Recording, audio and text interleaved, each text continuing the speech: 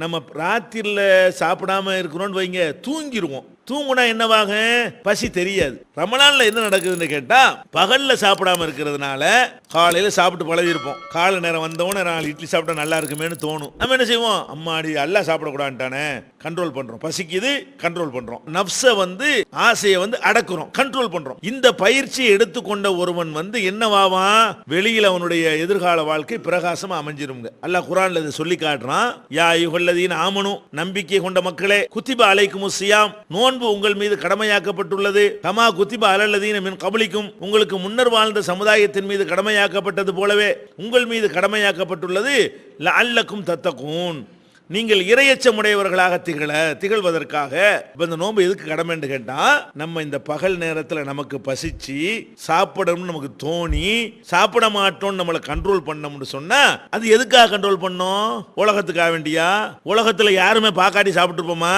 சாப்பிட்டு இருக்க மாட்டோம். ரமலான் மாசத்துல ஒருத்தர் நம்மளை பார்க்காவிட்டாலும், நம்ம மட்டும் தனியா இருந்தாலும், யாருமே பார்க்காத ஒரு காஃபிர்கள், முஸ்லிம் அல்லாத மக்கள் வாழ்கிற ஒரு ஊருக்கு நீங்கள் போய் இறங்கினாலும் நோன்பு வைத்திருந்தீர்களேயானால் நீங்க சாப்பிடுவீங்களா?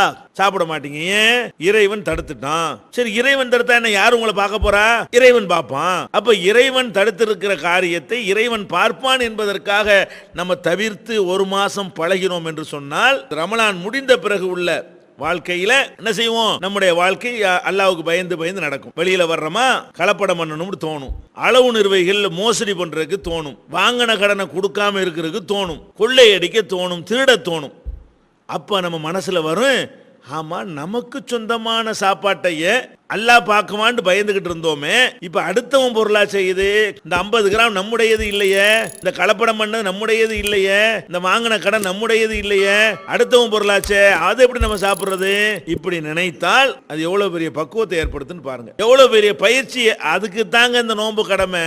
சோத்தை மிச்சப்படுத்துறதுக்காக வேண்டிய அல்லாஹ்வுடைய கஜானாவெல்லாம் குறைஞ்சு போச்சு, கொஞ்ச நேரம் சாப்பிடாம இருந்து மிச்சப்படுத்துங்க, அதுக்காக கடமையாக்கப்பட்டிருக்கு இல்ல. நபிகள் நாயகம் ஸல்லல்லாஹு அலைஹி வஸல்லம் அவங்க இந்த தத்துவத்தை அழகா சொல்லி தர்றாங்க. எப்படி சொல்றாங்க, மல்லம் யத கௌல ஸூர் வல் அமல பிஹி, யார் ஒருத்தன் பொய்யான சொற்களையும் தீய செயல்களையும் விட்டு விலகவில்லையோ நோன்பு வச்சுக்கிட்டு, ஃபலைஸ லில்லாஹி ஹாஜத்துன் ஃபீ அன் யத தஆமஹு வ ஷராபஹு, அவன் உண்ணாமல் பருகாமல் இருப்பதில் அல்லாஹ்வுக்கு தேவையில்லை.